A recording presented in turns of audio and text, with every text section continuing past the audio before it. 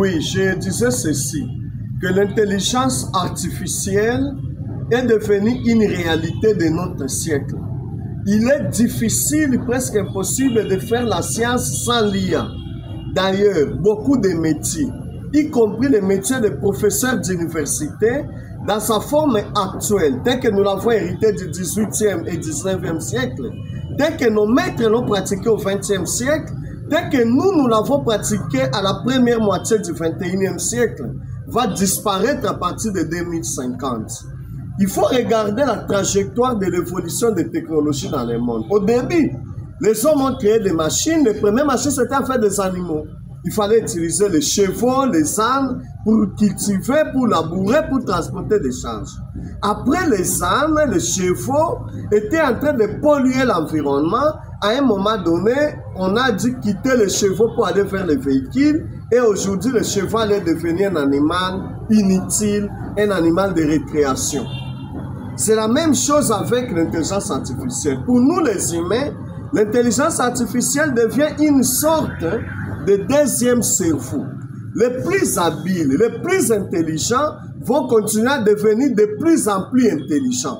De toutes ces façons, l'intelligence a une partie de doses innées, ce qui fait qu'on ne peut pas demander à un âne de devenir l'aigle. Il ne saura pas le faire parce que ça ne marche pas. Deuxième élément, c'est ce que nous avons qui justifie même cet ouvrage sur les critiques scientifiques assistées de l'intelligence artificielle.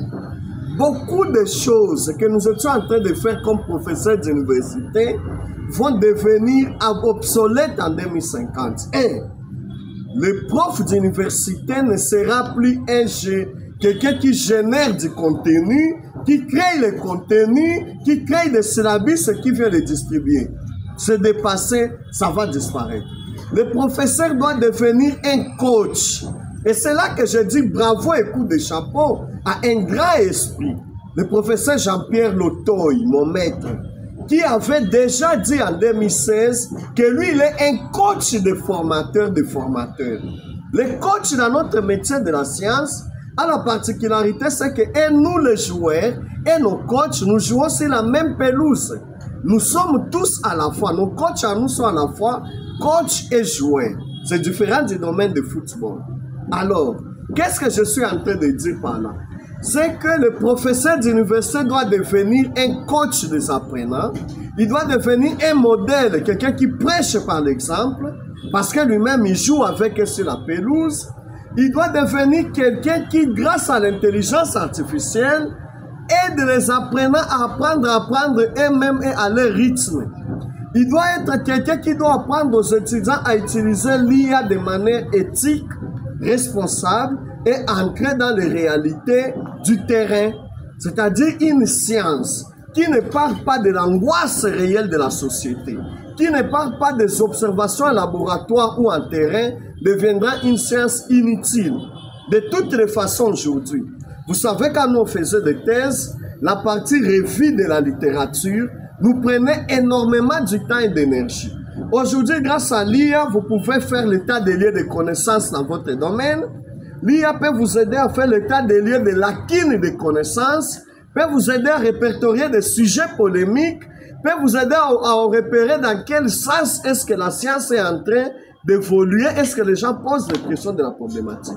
Donc, l'intelligence artificielle, c'est une partie du cerveau, mais attention, vous ne devrez jamais cesser d'utiliser votre cerveau à cause de l'IA.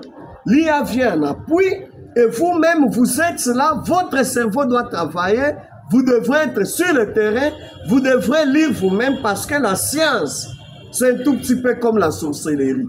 Celui qui en a, on saura qu'il en a. Celui qui n'en a pas, on saura qu'il n'en a pas. Parce qu'à un moment donné, il faudra parler, il faudra y aller. Dans ce petit ouvrage, nous avons répertorié près de 110 IA, intelligence artificielle, qui peuvent aider les chercheurs étape par étape. Sur le terrain, vous faites les entretiens, vous n'avez plus besoin de venir faire la retranscription. Non. L'IA peut vous aider à faire cette retranscription, cette traduction. Dans le processus d'écriture, l'IA peut vous aider à faire ainsi de suite. Et cet ouvrage, nous ne le vendons pas pour des raisons lucratives. Pour preuve, plus de 100 pages le livre n'est disponibilisé qu'à 5 $ américains. 5.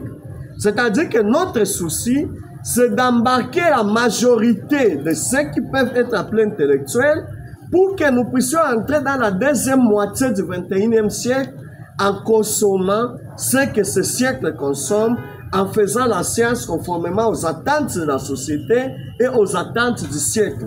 De toutes ces façons, la définition du mot illettré, du mot analphabète va évoluer.